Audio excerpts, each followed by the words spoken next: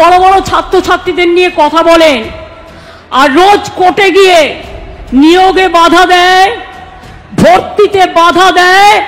আমি দুঃখিত, joint entrance পরীক্ষার রেজাল্ট বেরোতে একটু দেরি হয়েছে, এর জন্য আমাদের দোষ নেই। যারা কোর্টে কেস করে তারা একসঙ্গে কেস করে আবার এসে আমাদের নামে নিন্দা করে। এরা দু নম্বরই।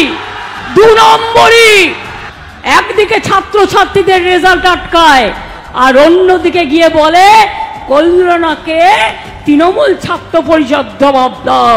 আমি বলি তোরা আগে জবাব দে। রাজনীতিতে লড়াই করো, পলিটিক্যাল ফিল্ডে লড়াই করো। তোমরা পলিটিক্যাল ফিল্ডে লড়াই করতে পারো না, তোমরা ব্যাকডোরের লড়াই করো।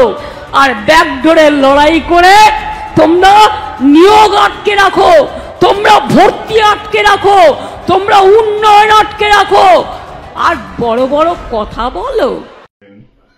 ওটা কি ছাত্রদের সভায় বক্তৃতা দিলেন নাকি ভোটের জন্য নির্বাচন কর্মীদের সভায় বক্তৃতা দিলেন?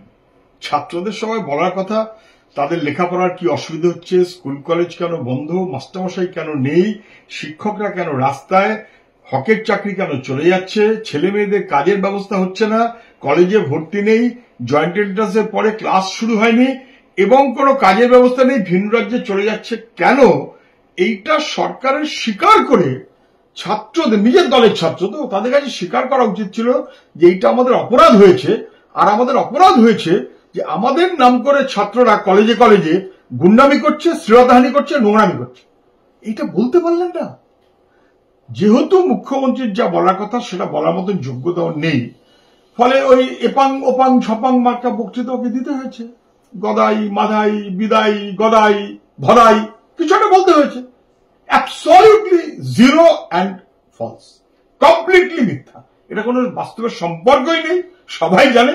ওরা যারা বক্তৃতা শুনেছে তারা কেউ কেউ হাততালি মেরেছে, বাকিরা মুখ টিপে হেসেছে যে মুখ্যমন্ত্রী কত মিথ্যে আর বলবেন।